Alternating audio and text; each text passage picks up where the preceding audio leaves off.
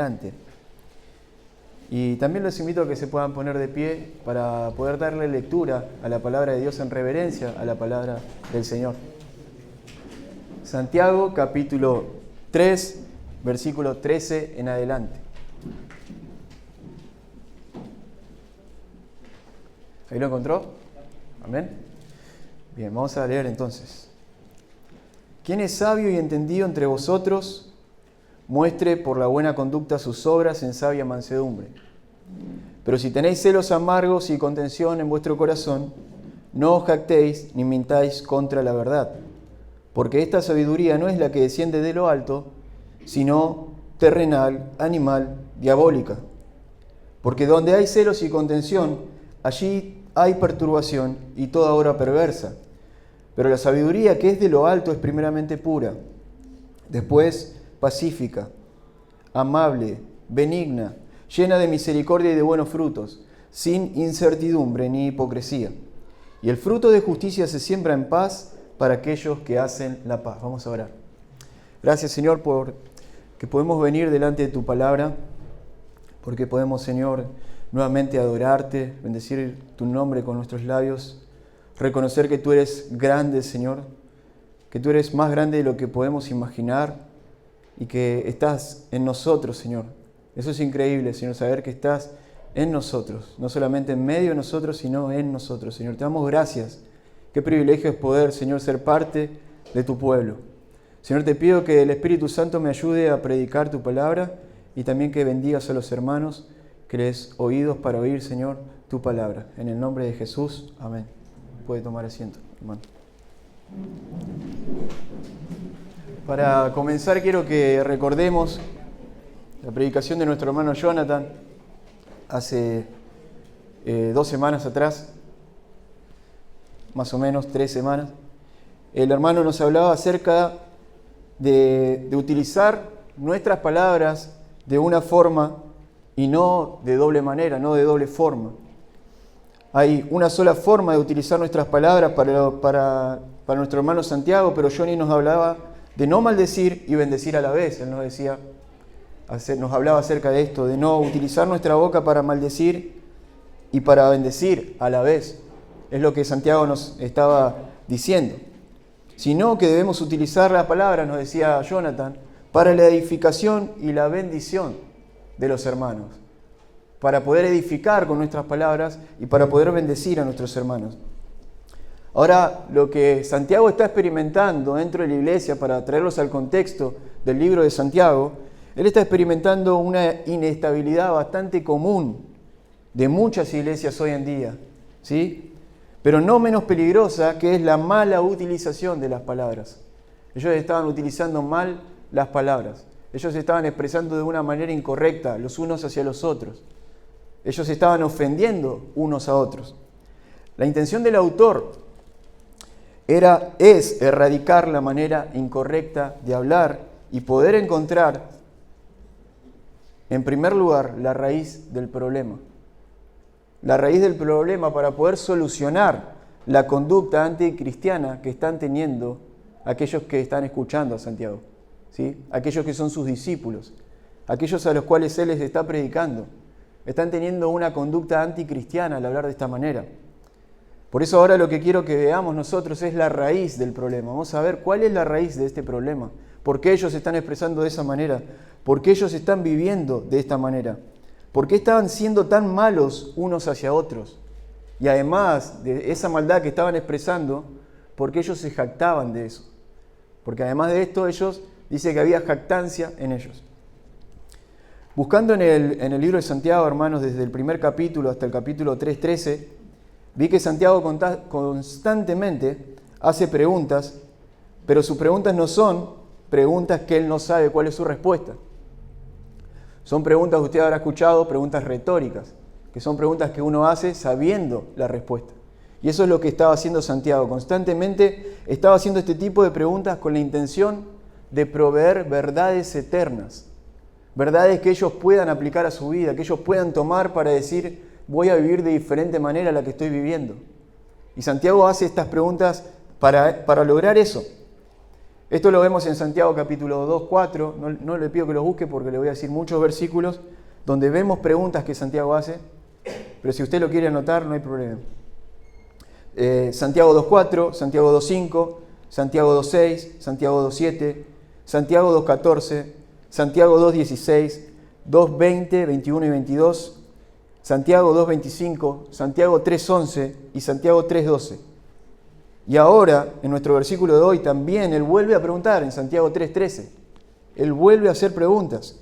Y va a seguir haciendo preguntas. No es que termina acá en el 3.13 de hacer preguntas. Usted va al capítulo 4 y va a encontrar preguntas de Santiago. Va al capítulo 5, donde finaliza el libro de Santiago, y también va a encontrar preguntas que sigue haciendo. Pero la pregunta que a nosotros nos interesa el día de hoy es ver en el versículo 13. Y ahí sí le pido que me acompañe en su Biblia. En el versículo 13 dice: ¿Quién es sabio y entendido entre vosotros? Muestre por la buena conducta sus obras en sabia mansedumbre. La palabra sabio y entendido se unen para describir al mejor ejemplo del hombre cristiano. Aquí no se refiere solamente a alguien que conoce un tema particular, alguien que sabe algo sobre un tema, sino que los hebreos utilizaban esta palabra para dirigirse a una persona experta y habilidosa en los asuntos de la vida cristiana práctica. ¿Sí? Eso es lo que está describiendo Santiago, alguien que maneja con precisión la palabra de Dios. Sin embargo, ahora lo que Santiago está haciendo no es intentar buscar a alguien que se levante entre los hermanos y diga: yo soy ese, Santiago, yo soy ese hermano sabio y entendido que estás buscando. No es que Santiago está preguntando para que alguien se levante entre los hermanos y digan: yo soy ese sabio y entendido. No busques más. No está haciendo una convocatoria de personas santas.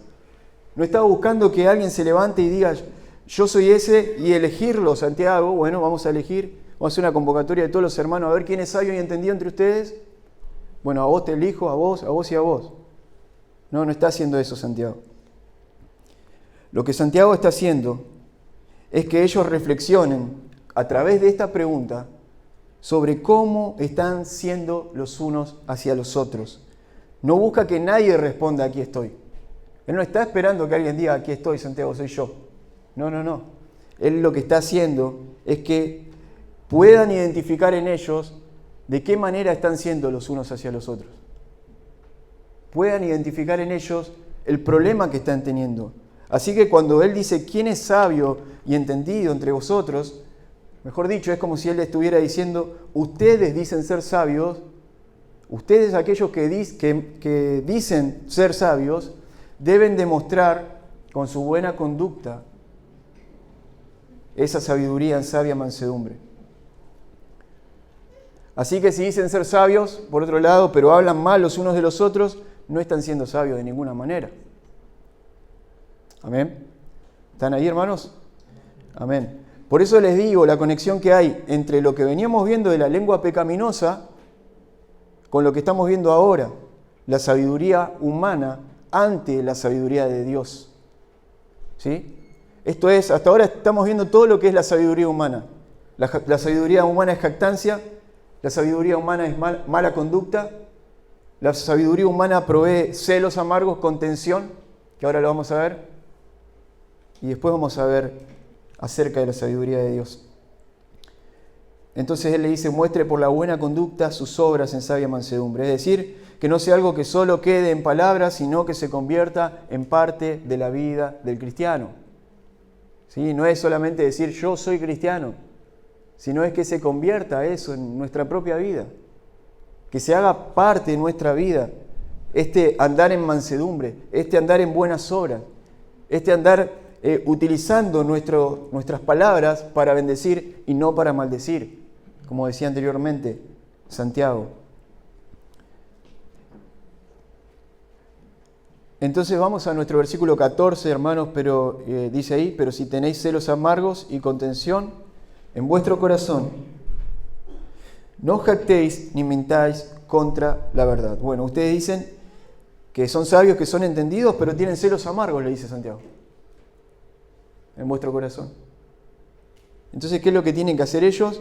Dejar de jactarse, de creerse que son sabios, que son muy comprendidos, y empezar a ser humildes. empezar a utilizar la humildad. Yo creo que a veces esto también nos puede pasar a nosotros. Por eso es importante que la palabra sea predicada en su totalidad. Porque a veces puede ser que nos esté pasando a nosotros que creemos que estamos por el buen camino, pero estamos siendo orgullosos, pero estamos siendo jactanciosos, pero nos enorgullecemos de lo que somos y no en lo que es Cristo para nosotros.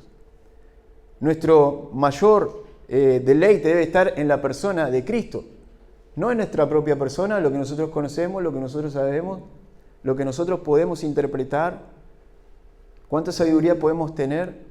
Por eso Santiago dice, ¿quién es sabio? ¿Quién es entendido? Bueno, ¿saben lo que tiene que hacer esa persona que es sabia y entendida? Esa persona tiene que mostrar por su buena conducta mansedumbre. Amén. Entonces la palabra, ahora para desglosar un poco el versículo 14, nos dice, pero si tenéis celos amargos y contención en vuestro corazón, no os jactéis, ni mintáis contra la verdad. La palabra amargos se traduce del griego y hace referencia a un tipo de agua no potable. Y es amarga al paladar, es imposible de poder tomar esa agua. Uno toma esa agua y obviamente la rechaza enseguida, no se puede.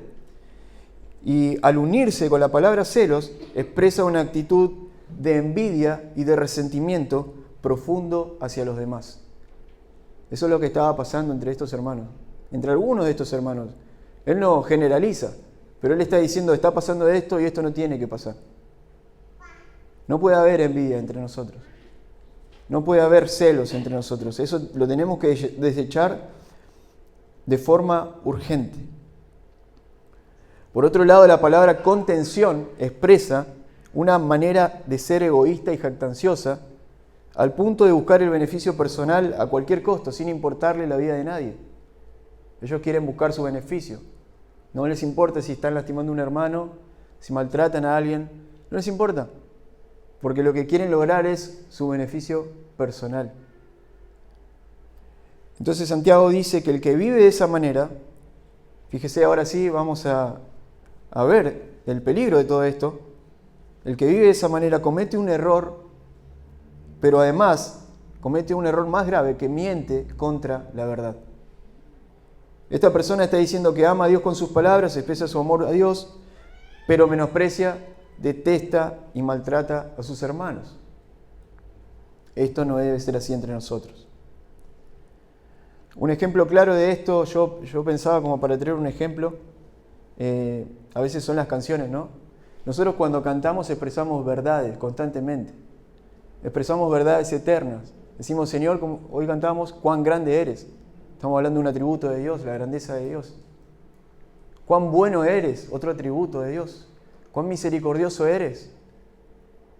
Y empezamos a decir verdades y cantar verdades y nos asombramos ante esas verdades, pero muchas veces nuestra vida está atravesada por celos oscuros y envidias destructivas, de las cuales no nos arrepentimos. Y podemos expresar esas verdades, pero no estar viviendo en esa verdad. ¿Se entiende? Ahora, no estoy hablando de una persona que va al arrepentimiento, que va a Cristo, que entiende que tiene en su corazón esas cosas, va, se arrepiente, le pide perdón al Señor y después viene y canta. Esa persona no es hipócrita. Esa persona fue al arrepentimiento, fue a Cristo, le pidió perdón al Señor y puede levantar sus manos, puede adorar porque recibió de Cristo el perdón. No tiene que estar lamentándose todo el tiempo o autocondenándose porque Cristo la perdonó. Estoy hablando de esa persona que no busca el arrepentimiento, que no busca arrepentirse, que sabe que está viviendo una vida que está equivocada y no se arrepiente. Y sigue así, sigue caminando mal. La idea de esto es que nosotros, si estamos viendo estos celos, estas envidias destructivas en nuestro corazón, podamos arrepentirnos también.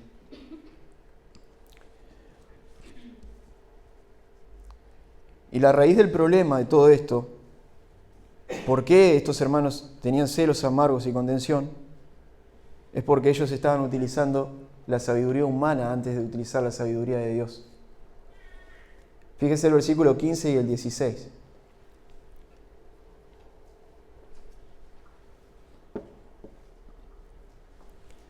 porque esta sabiduría no es la que desciende de lo alto, sino terrenal, animal y diabólica. Porque donde hay celos y contención, allí hay perturbación y toda obra perversa. Ahí está, ahora sí encontramos la raíz del problema de la conducta de estos hermanos. Y muchas veces la raíz del problema de la conducta de nosotros mismos, hermanos.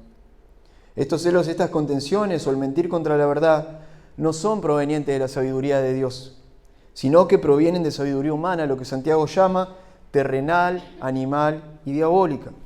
Terrenal por el hecho de que es algo que no trasciende, que no pasa de este plano, que no expresa la vida espiritual de Cristo y que se queda en esta tierra. Animal porque como los animales que son irracionales, a diferencia de los seres humanos, que somos personas racionales, aquellos que están ejerciendo esta práctica pecaminosa de la envidia y de los celos, se comportan de esa manera, como si fueran animales. ¿Usted no ha visto una persona que está, que se pone celoso de su pareja, por ejemplo? Las cosas que pueden hacer esas personas, no solamente maltratar físicamente o con malas palabras, sino además, ¿qué pueden hacer? Terminan matando a las personas. Por celos, hermanos. Por eso Santiago dice que son celos amargos, que no provienen de Dios, que provienen de algo espiritual malo, que es algo diabólico, lo dice Santiago. Y por eso es la importancia también de desechar todas estas cosas, que a nosotros no nos sirven, que nosotros no queremos vivir de esa manera, que nosotros queremos vivir en la sabiduría que Dios provee. Diabólica, por último, porque todo esto termina siendo un campo fértil para que el enemigo tome ventaja, ya que una persona amargada por los celos y la contención es sumamente manipulable a los designios del enemigo. Y esta sabiduría no proviene de Dios. Ahí le invito a que pueda buscar en Efesios capítulo 4, versículo 25 al 32, porque Pablo también habla de esto.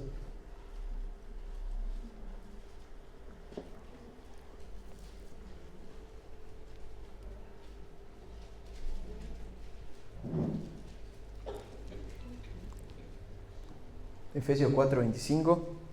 ¿Sí lo tiene, hermano? Amén. Algunos todavía no, ¿eh? Para mí es más fácil porque está en las notas. Lo tengo en las notas. Lo copio todo. No me lo quiero perder. Por lo cual, dice, desechando la mentira, hablad verdad cada uno con su prójimo. Porque somos miembros los unos de los otros. Airaos, pero no pequéis. No se ponga el sol sobre vuestro enojo, ni deis lugar al diablo. Quítese de vosotros, fíjese, la palabra amargura, la utiliza también Pablo. Toda amargura, enojo, ira, gritería, maledicencia y toda malicia. Antes sed benignos unos con otros, misericordiosos, perdonándoos unos a otros, como Dios también os perdonó a vosotros en Cristo Jesús. Amén. Y vemos, hermanos, qué importante, la importancia que le da Pablo, así como Santiago, y siempre me llama la atención la relación que tiene Pablo con Santiago. Esta conexión, aunque ellos escribieron los libros en diferentes tiempos, en diferentes etapas de tiempo, hay una conexión tremenda. Y muchas veces aquellos que están contradiciendo las Escrituras, dicen, por ejemplo, que Santiago enseña salvación por obras y Pablo por fe. Y eso ya lo habíamos visto, lo vimos en alguna predicación aquí, que sabemos que no es así. Y vemos cómo se conecta Pablo con Santiago. Santiago estaba diciendo que esta sabiduría que no proviene de lo alto, es terrenal, animal, diabólica. Y Pablo está diciendo, quítese vosotros toda amargura. Los celos amargos de lo que habla Santiago. Y Pablo dice en el versículo anterior, no des lugar al diablo. ¿Qué dice Santiago? Esta sabiduría es terrenal, animal y ¿qué? Diabólica. ¿Qué conexión que hay entre estos dos hermanos en la fe? El versículo 17 de Santiago en nuestro capítulo 3 nos dice: pero la sabiduría que es de lo alto es primeramente pura, después pacífica, amable, benigna, llena de misericordia y de buenos frutos, sin incertidumbre ni hipocresía. De esa manera es la sabiduría de Dios. Se antepone completamente a la sabiduría humana. Una sabiduría que lo único que quiere hacer la sabiduría humana es destruir. Lo único que quiere hacer es lograr a costa de cualquier cosa. Pero la sabiduría de Dios, que es primeramente pura. Y cuando Santiago nos dice que la sabiduría de Dios es primeramente pura, Él nos habla de integridad moral y de integridad espiritual. Él nos está hablando de esto. Algo puro es algo que no tiene agregados, algo que podría definirse como limpio o sin manchas. Luego dice que la sabiduría de Dios continúa y dice, es amable. Esta palabra es un poco difícil de traducir, pero su significado quiere decir que es de una persona que tiene un carácter dulce y razonable, de una persona que se somete a todo tipo de maltratos y dificultades con una actitud humilde y tranquila, una actitud libre de resentimientos y sin ánimo de venganza alguna. Ese es el carácter ¿de quién? De Cristo. Ese es el carácter de nuestro Señor Jesucristo, que cuando estaba en la cruz del Calvario, sus enemigos estaban ahí disfrutando su muerte, repartiendo, tirando suertes sobre sus vestidos, pero el Señor que estaba haciendo en la cruz, orando por ellos. El Señor oraba por ellos. Oró por sus enemigos. Padre, perdónalos porque no saben lo que hacen. Porque no saben lo que hacen. Qué tremendo. Esa es la actitud humilde que toma el siervo de Cristo. Cada uno de nosotros debemos tomar esta actitud cuando nos sentimos maltratados por la persona, cuando nos sentimos ofendidos por nuestros hermanos, perdonarlos de forma inmediata. Es difícil, yo no les estoy diciendo que esto es algo fácil, pero el camino del Señor nunca es fácil, es angosto.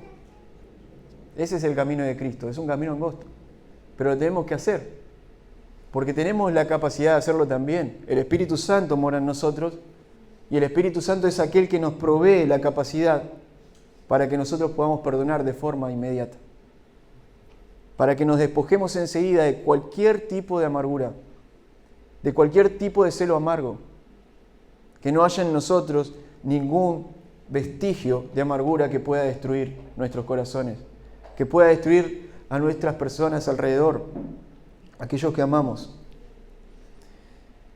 Entonces vimos que la sabiduría de Dios es primeramente pura, después pacífica, amable, benigna, llena de misericordia. Bueno, cuando dice benigna, este término nos habla de una persona entregada a la enseñanza, una persona que no es complicada, que vos le podés enseñar, que es humilde para aprender, que no es una persona que está constantemente viendo a ver a dónde está el error, ¿no? Porque vieron que hay personas así que constantemente están buscando el error, ¿no? A ver, ahí se equivocó, ahí se lo digo. No, esta es una persona completamente distinta, diferente. Es una persona que es humilde para aprender, una persona que no es complicada, no es difícil de tratar, tiene un carácter enseñable, está dispuesta a aprender y no solamente eso, sino que valora a sus maestros, valora a sus maestros. Y cuando nos dice llena de misericordia, expresa a una persona que se preocupa por los demás, alguien que está atento a las necesidades de los demás, alguien que ve la necesidad y corre para ayudar, no corre para alejarse de las personas, corre para ayudar ahí en la necesidad, corre para estar con el que necesita. Pero además la idea no solamente es que esta persona llena de misericordia está buscando bendecir al otro, está preocupándose por el otro, sino también la idea es que además de esto, perdona a su prójimo de forma inmediata. Perdona a su prójimo de forma inmediata. Mateo 5, versículo 7 nos dice, bienaventurados los misericordiosos, porque ellos alcanzarán misericordia. Qué hermosas palabras de nuestro Señor Jesucristo, recordándonos que aquellos que hacen misericordia reciben misericordia. Que aquellos que buscan la misericordia van a encontrar la misericordia. Pablo dice en Romanos capítulo 12, ¿cómo se ejerce la misericordia? Porque algunos tal vez pueden decir, bueno, sí, yo quiero hacer misericordia, pero a veces cuando hace esa misericordia, se preocupa por su hermano y va en busca de hacerle el bien, no lo hace con ganas, no lo hace con ánimo. Tengo que ir a ayudar allá a mi hermano que está enfermo. Podría estar mejor, voy a orar por él desde mi casa para que se cure. Pero no, el apóstol Pablo, nos dice en Romanos capítulo 12, versículo 8, si lo quiere buscar, lo puede buscar. Romanos 12, 8. ¿Cómo se debe ejercer la misericordia? ¿De qué manera tenemos que ejercer esa misericordia? Vieron que tenemos en la palabra todo para la vida cristiana. No tenemos que salir de la palabra para aprender otras cosas. Tenemos todo ahí para aprender a vivir la vida cristiana. Bueno, no sé cómo hacer esto. No sé cómo ejercer misericordia de una forma cristiana y prudente, bíblica. Bueno, Pablo nos dice cómo. El que exhorta, está hablando de algunas cosas antes de que hable de la misericordia, perdón, estoy un poquito trabado con las palabras.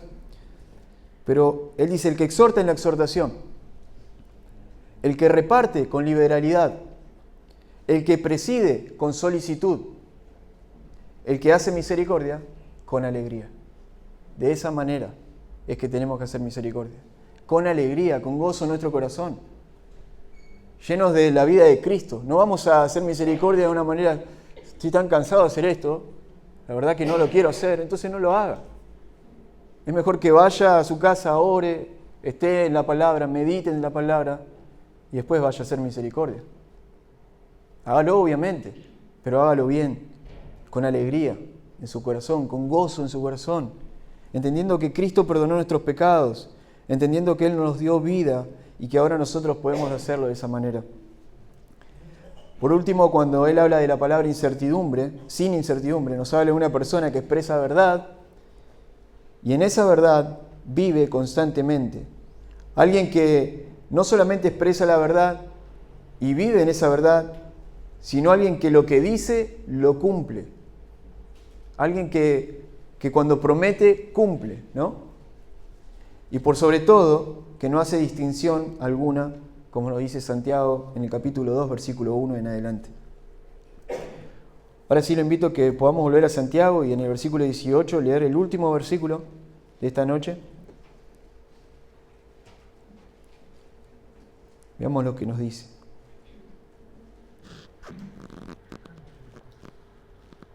Eh, 3:18, ¿verdad? 3:18. Y el fruto de justicia se siembra en paz para aquellos que hacen la paz. Qué hermoso texto. El fruto de justicia se siembra en paz para aquellos que hacen la paz. El fruto de justicia, es decir, la consecuencia positiva de utilizar la sabiduría que proviene de lo alto, la sabiduría del cielo, la sabiduría de Dios, que está al alcance de todo creyente, nos permitirá vivir en la paz que sobrepasa todo entendimiento. Nos permitirá vivir en la paz que sobrepasa todo entendimiento y además Santiago culmina mostrándonos la gran diferencia que existe entre lo amargo de la sabiduría humana con la paz que produce la sabiduría de Dios. Con la paz que produce la sabiduría que proviene de lo alto. Ahora, hermano, déjeme decirle que todo esto que hemos escuchado, todo esto que usted ha aprendido el día de hoy, no tendría ningún valor si nosotros no entendiéramos esto primero. Que todos estos beneficios de la sabiduría de Dios se encuentran en la persona del Hijo de Dios. Se encuentran en Cristo, el cual es para nosotros sabiduría de Dios, como lo dice Pablo en 2 de Corintios. Si de alguna manera creemos que podemos hallar la sabiduría de Dios alejados de Cristo, nos equivocamos por completo. No lo podemos hallar. Sí o sí la sabiduría de Dios se encuentra en Cristo, en la persona de Cristo. Él no solamente enseñaba, sino que Él mismo era la sabiduría. No solamente enseñaba cómo era el camino de Dios para llegar a Dios, sino que dijo, yo soy el camino, la verdad y la vida. Él mismo era el camino. Él también es la sabiduría. Pablo nos dice en 1 Corintios, para corroborar esto, si usted lo quiere ver, 1 Corintios, capítulo 1, versículo 30. Ahí es donde encontramos este texto, que explica que Jesucristo no solamente sabía cosas, sino que Él mismo es la sabiduría.